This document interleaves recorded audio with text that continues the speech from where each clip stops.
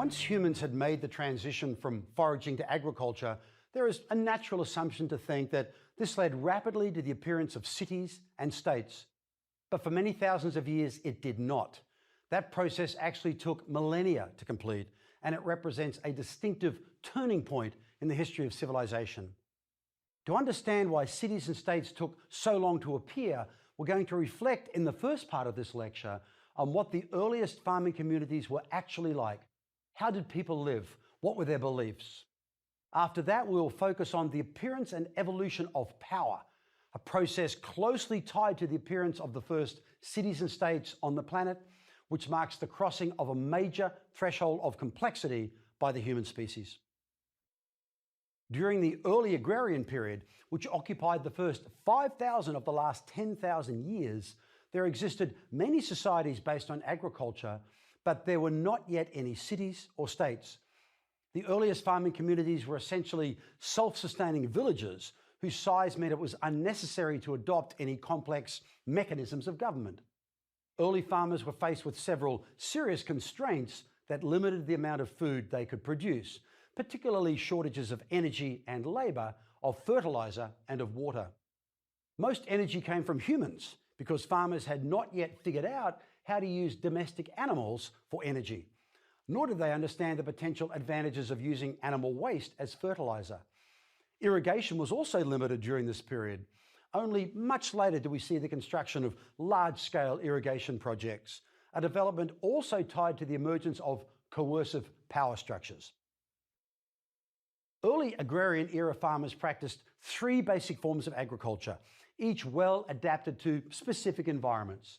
These were horticulture, slash and burn, or swidden, as it's sometimes called, a late 18th century English word that means to clear land by burning, and in Mesoamerica in particular, chinampa agriculture. Horticulture is a lot like market gardening today. Farmers grow various food crops on small plots with members of the family providing the labor and using basic hand and foot tools. An archaeological site near Xishan in China's Yellow River Valley, where early agrarian layers have been dated back to about 6000 BCE, provides us with a glimpse into the lifeway of these ancient horticulturalists.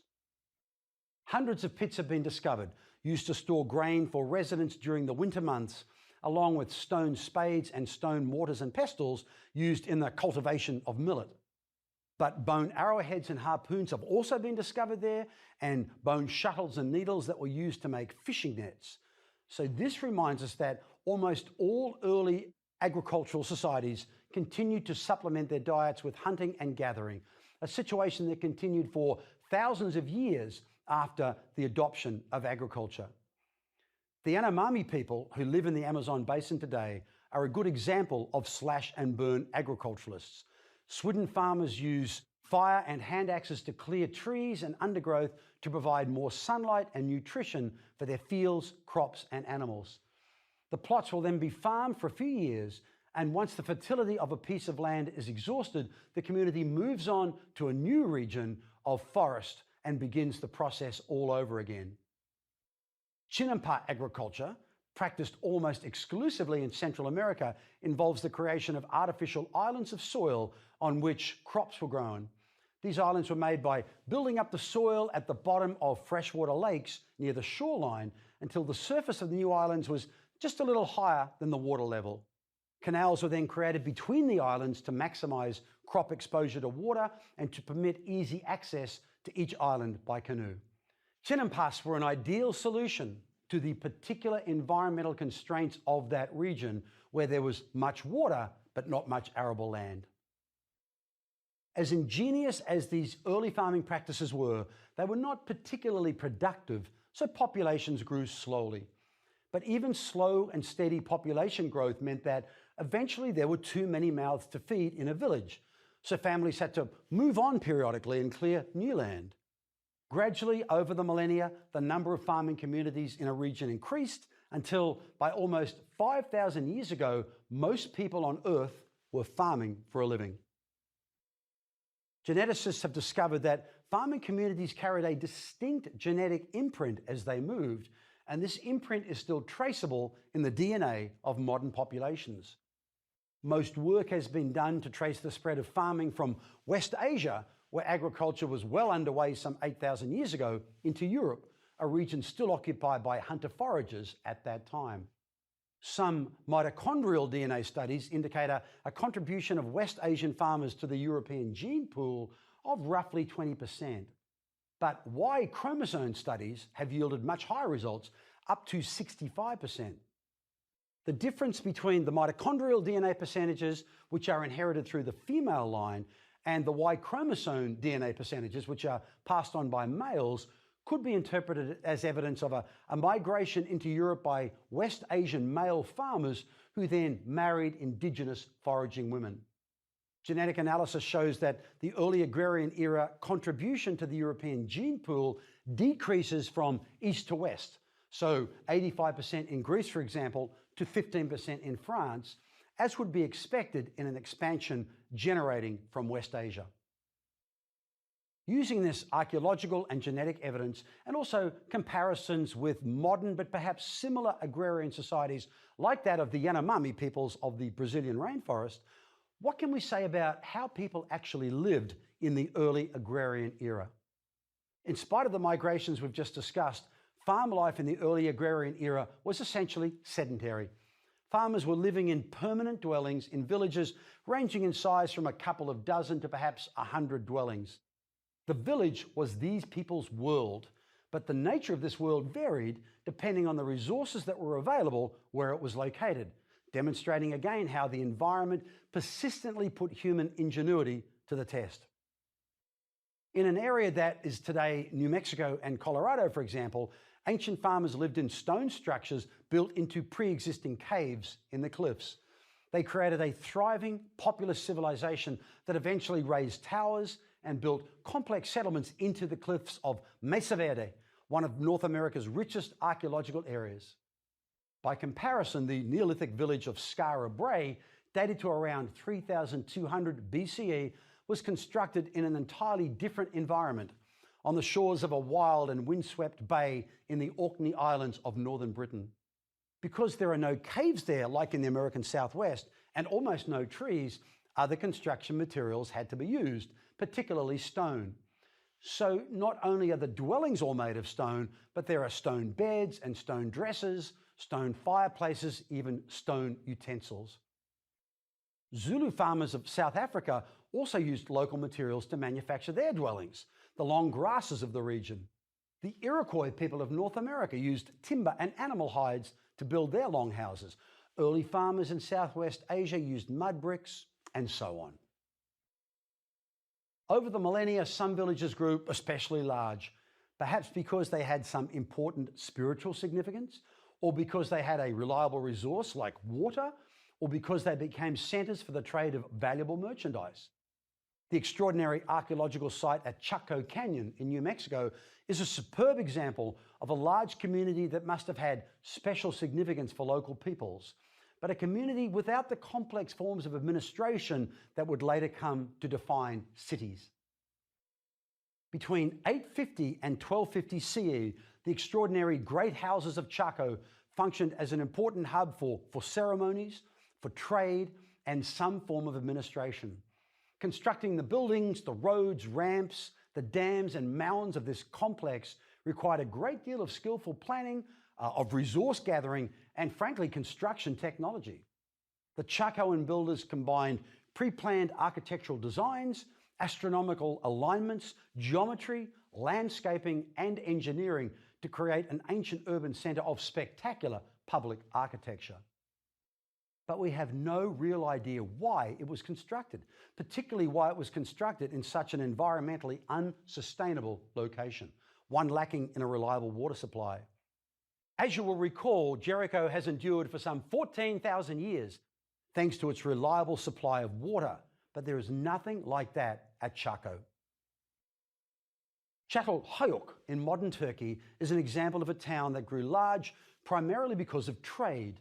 Some scholars argue that Çatalhöyük was in fact the first city in world history, but most would agree that its relatively modest size and lack of defining urban features makes it more like a big town. In the 1960s, when British archaeologist James Millart first excavated the site, he quickly realized that this was a big Neolithic settlement indeed, measuring some 32 acres in area. The economy was clearly based on agriculture, including a developing practice of cattle raising, but the town became especially prosperous because it controlled the trade in obsidian, a very hard volcanic glass that was the Neolithic equivalent of steel. Çatalhöyük had no real streets. Instead, presumably to increase security, residents accessed their houses via ladders and trapdoors in the roofs, and these roofs essentially functioned as the streets of the town. Despite the size of early settlements like Çatalhöyük, there was little evidence of power structures or even of serious social hierarchies in any Neolithic communities. There were no states, no jails, no police, no armies. Although there is evidence of occasional conflict, the lack of fortifications in most villages suggests that warfare was very limited. Most people lived at about the same economic level, and we can tell this because the size of houses and the wealth in them does not vary much. It also appears that men and women had roughly the same amount of power and responsibility within the community. This is a noteworthy contrast from life amongst foraging groups, in which female children often had to be killed to manage population growth. Eventually, however, living in a sedentary world did change the relative positions of men and women, a major development in one of the key themes this course pursues, gender relations. One reason for this could be that sedentism confined women to the relative isolation of the home, where their real job now was to be pregnant or to rear children. This freed up the men to play at more public roles, such as cattle herding and politics. For some reason, this also meant that women's jobs, such as drawing water from the well and other household chores, were eventually designated as being of lower status. How is it that some people in these communities eventually amassed enough power to rule over others? Why would people used to a relatively egalitarian life obey early leaders anyway? How did these developments affect living circumstances in early communities? And most importantly for our study of civilization, how were early rulers able to expand their power until we see the emergence of absolute rulers like kings and emperors? The appearance of power of this kind, power that can be defined as, quote, the concentration in the hands of a few of substantial control over considerable human and material resources, clearly marks another fundamental transition in human history and in the evolution of governance. This definition suggests that power can only emerge in a society that is producing considerable resources, which means that for most of human history, power was relatively unimportant. In Paleolithic and early Neolithic societies, there were few people and few resources. So if an individual tried to obtain power, it would only have been over a few people. Most activities took place without the need for political or military leaders. Matters were sorted out within and between families in these small villages. But from around 5,000 years ago, the archaeological record provides stunning evidence of the appearance of power structures and the first cities and states. We should note that these cities and states appeared only in specific regions within two zones of the world, within Afro-Eurasia and the Americas. No cities or states, no power structures ever appeared in Australasia, apparently because there were never enough resources available to sustain them. But in the Americas and Afro-Eurasia, the appearance of hierarchies of power structures is demonstrated through differences in the size and wealth of tombs, in the amount of possessions different households had, and in the appearance of monumental architecture. Stunning and expensive works of art also start to appear in individual homes from about 5,000 years ago, such as a gold statue of a ram in a thicket, which dates to roughly 2500 BCE and was found in the ancient Mesopotamian city of Ur. All societies in which serious power has emerged feature examples of monumental architecture, which tells us that someone in that society had the power to organize and control massive resources. Some monumental architecture was created to impress the gods, like giant temples, others to impress the people, like palaces, and others to impress the neighbors, like the Great Wall of China. Some rulers even acquired wealth and power and were buried in tombs without ever having lived in a city for any length of time. For For example, the incredible Kurgan step tombs of nomadic Scythian rulers are filled with rich contents, including weapons, art objects, and horse harnesses.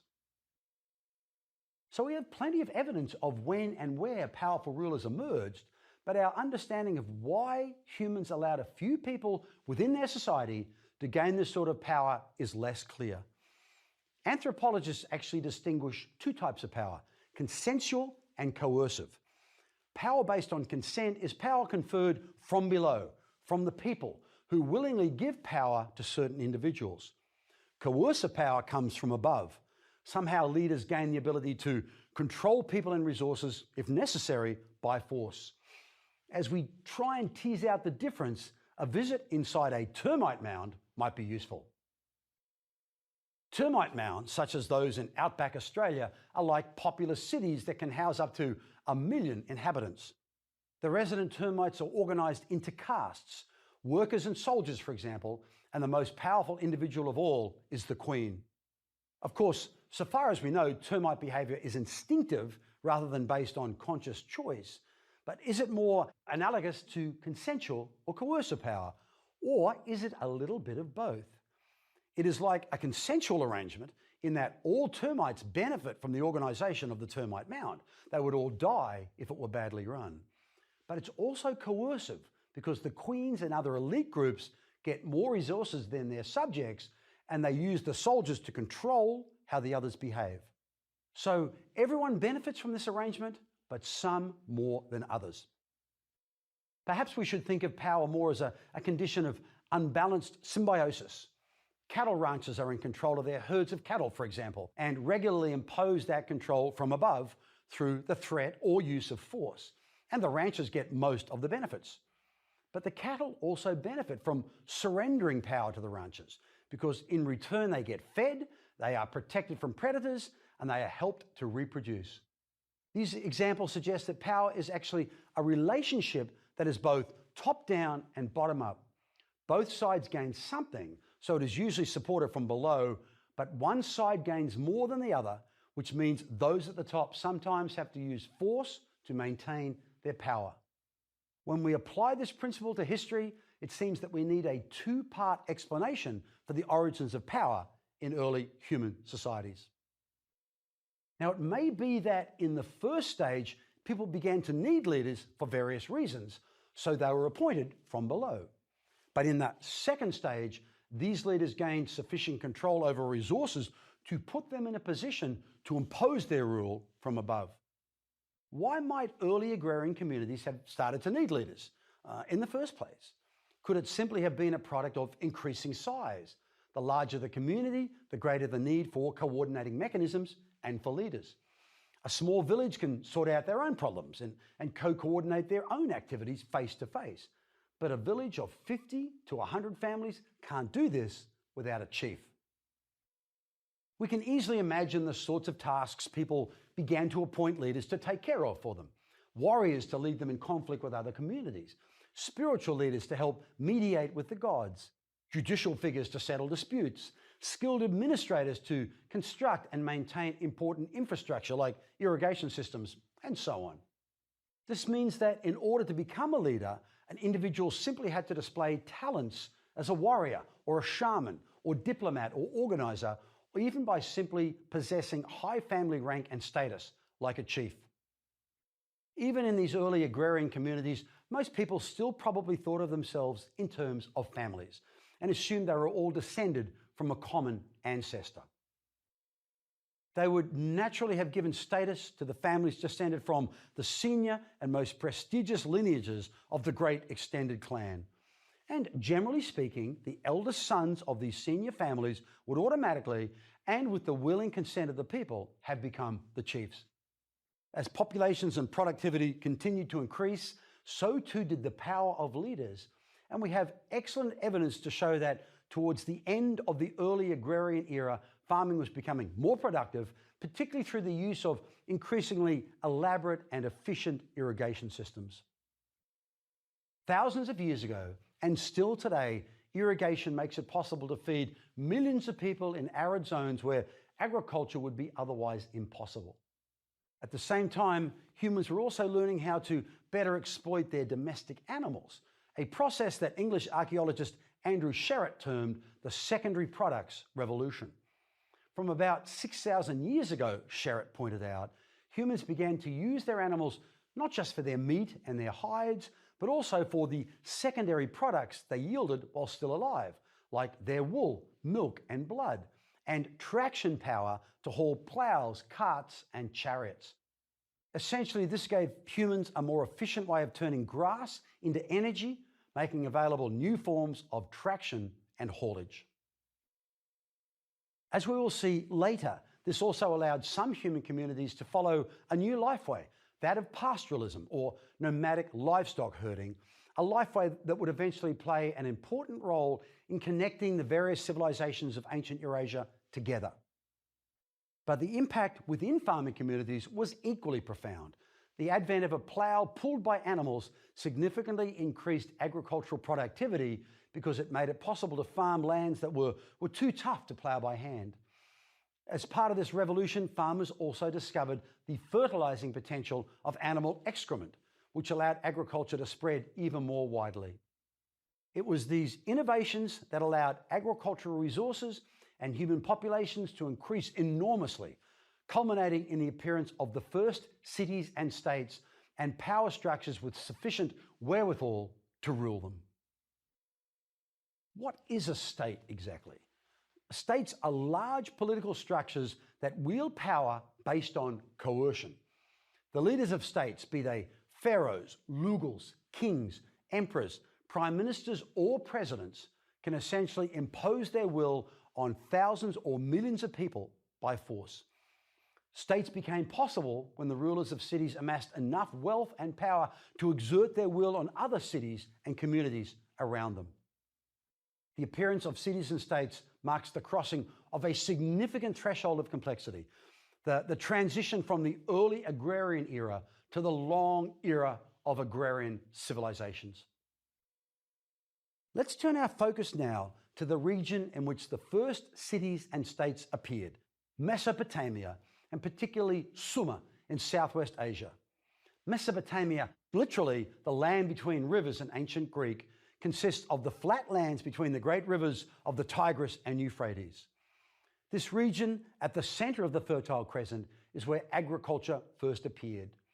Agriculture actually arose in the well-watered highlands first and then spread down into the flatlands as people learned how to more effectively use the rivers for irrigation. The Tigris and the Euphrates divide into deltas as they reach the Persian Gulf, creating marshes filled with fish and fowl and flat waterlogged land that 5,000 years ago was naturally producing date palms and poplar trees. People learned how to use the rivers effectively for irrigation, and the rich soil deposited by the rivers could produce abundant harvests of wheat, barley, and flax so that villages could be sustained. Beyond the irrigated land lay sub-desert, which could feed sheep and goats, and beyond the sub-desert lay full desert and mountains. Archaeology shows us that after 5000 BCE, more and more villages were appearing in the arid lands of Mesopotamia. There was little rainfall here, but if farmers could obtain enough water through simple irrigation, crops grew well and agricultural productivity gradually increased. Over time, irrigation systems became more sophisticated, leading to population growth and to the appearance of large regional settlements that provided services for nearby villages, the first towns. These services included markets where farmers could sell food and animals, grain stores to store excess for times of famine, and temples where people could pray to the harvest and the fertility gods. Rulers also appeared in these towns, as archaeologists can tell from the appearance of large building projects. It was in Sumer, the delta region of the Tigris and Euphrates, that the first cities on the planet appeared as a product of better irrigation and productivity increases. Cities like Ur, like Eridu and Uruk. With the appearance of cities, not everyone needed to be a farmer anymore, nor wanted to be for that matter. So tradesmen and craftsmen started to appear in these early urban centers, like potters who of course had important skills in demand by the community.